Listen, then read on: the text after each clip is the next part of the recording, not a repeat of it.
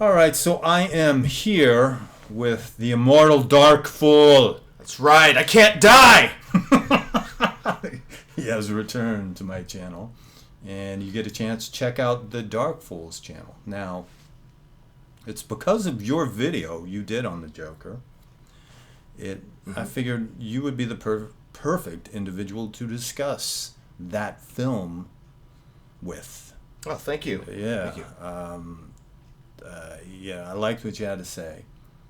But where I want to come from is more of the Jungian perspective. You know, Okay. The integration of the shadow, let's say.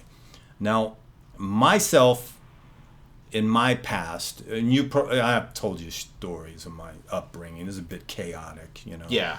Foster homes, juvenile halls, you know, father that was a biker, you know, just craziness, chaos, so on and so forth. And because of these factors, I had a difficult time integrating my shadow until I discovered Jung, the left-hand path, and my own personal philosophy, and sort of meld them together to come up with something to help keep me, how should I say, sane. Okay. Like, for instance, I haven't been arrested in over 20 years. Hey, kudos to that. Actually, last time, okay, quick story. Last time, St. Patrick's Day, 1997. Really quickly, I was almost arrested on St. Patrick's Day as well. Yeah, I got stories. I think it has something to do with drinking. Do you think? Yeah. Yeah. Maybe some whiskey. Yeah. You know the word whiskey comes from is the Irish word for water, but I digress. Oh, right, yes. Now, okay, St. Patrick's Day. Got drunk, got into a fight, nightclub, all that kind of stuff. Hollywood jail, Hollywood, California. Okay. I'm on a bench, waiting to be processed. I'm handcuffed to the bench. It's like me, and there's a few other guys to my right. And then they bring in this hot girl wearing hot pants. She was gorgeous. Green, sparkly hot pants, because it's, you know, St. Patrick's Day. And they seat her right next to me. Okay. Now, like we said, St. Patrick's Day, whiskey, drinking. You know, I'm part Irish. Why not? Handcuffed behind me to this bench, look over this girl, and I literally said to her, "Hey, baby, come here often?" I swear to you, I was trying to hit on her. And poor thing's crying. She's going, "Oh my God, they arrested me because they think I'm a prostitute because of the way I'm dressed." And I'm trying to hit on her.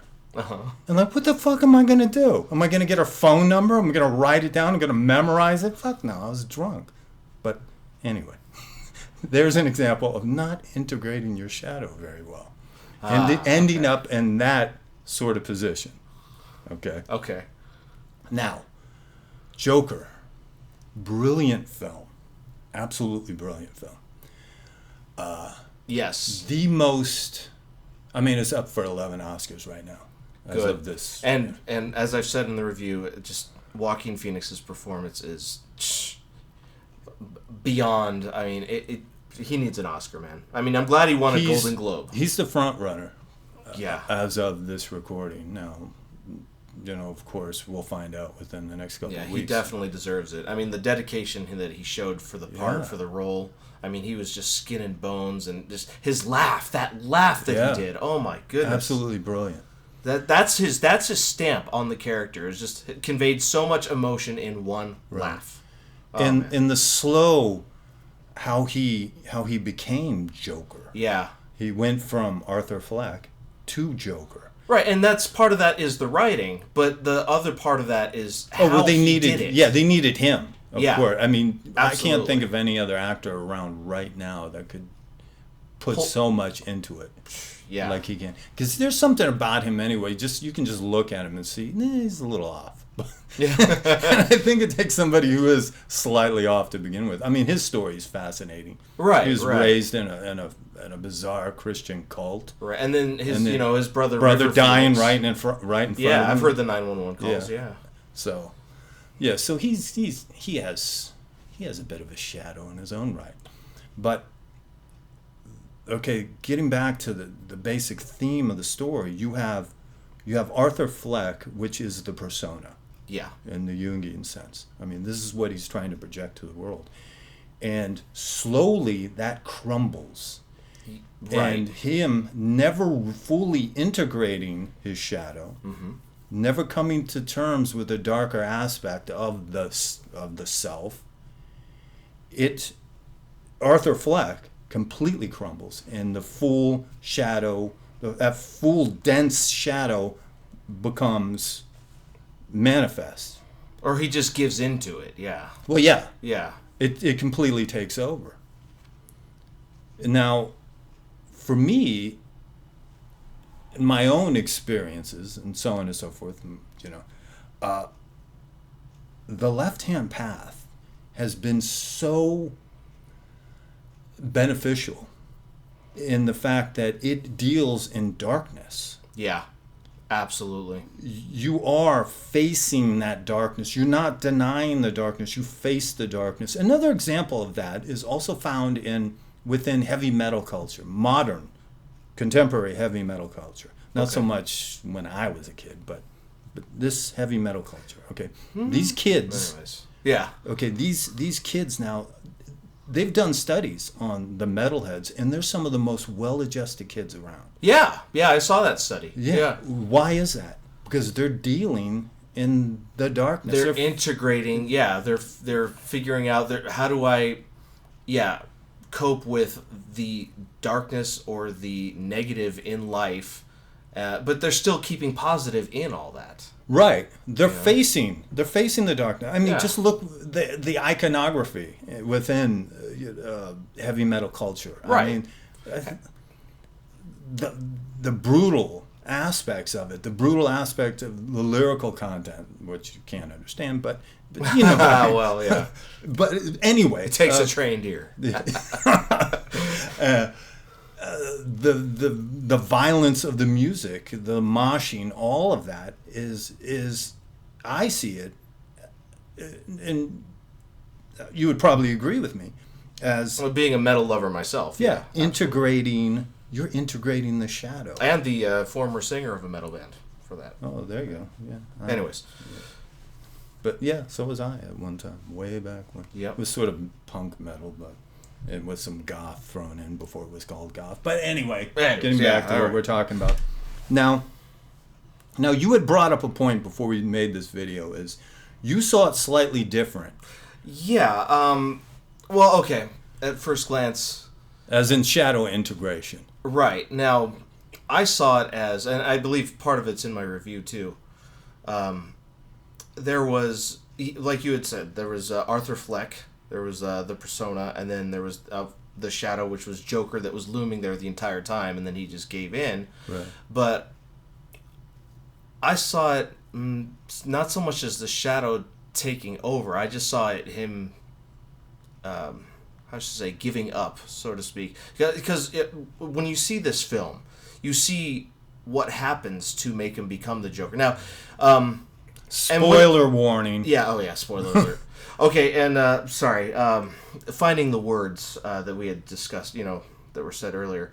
I saw him, what he was meant to be, the Joker. See, all of the things that happened in the movie, like him getting beat up right and left by, at first, thugs, and then by rich punks, he was out of control when it came to the story. His environment had control over him. His mental illness had control over him. But then, once he just said, fuck it, once everything just came crashing down, he started taking the wheel and gaining control. And in a sense, in one way, but one who angle, is he, when you say he? But what he are we talking about? Exactly. See, that's the thing, is that is it the persona or is it the shadow? Well, I mean, ultimately, it's the shadow. Right. That we can agree upon. But the chaos was when he's battling with the shadow. When the persona and the shadow are battling, that's the chaos until finally that scene, right before that day, right before he goes on to the show. Yeah. The whole breakdown with his mother and everything, once he finds out what had been going on, and the Munchausen syndrome that she had, where she was just basically abusing him to try to get sympathy in her sick mind from other people, including Thomas Wayne. Right. Now, okay, the whole notion, is he Thomas Wayne's son? Oh boy. They kind of left that a bit ambiguous. Think about it though. Think about it this way: is he Batman's half brother? And they're both examples of shadow integration. One did it the right way. One Bruce Wayne and Batman. Yeah. Yeah, and Arthur Fleck didn't quite. You know what I mean? He allowed But or looking at it from the flip side, which is what we were talking about, did they both integrate it perfectly? They just have different goals. Oh, I like that. And it both happened on the same night. Right. Well, yeah. You know what I mean? That basic day, that's when he finally, that night, when the night of the chaos and all that, and the Waynes were killed. Right. That's when Batman was born. And also that day was when the Joker was born. Yeah. And by the way, that's another thing. I love how this movie turns it turns the Batman origin story on its head.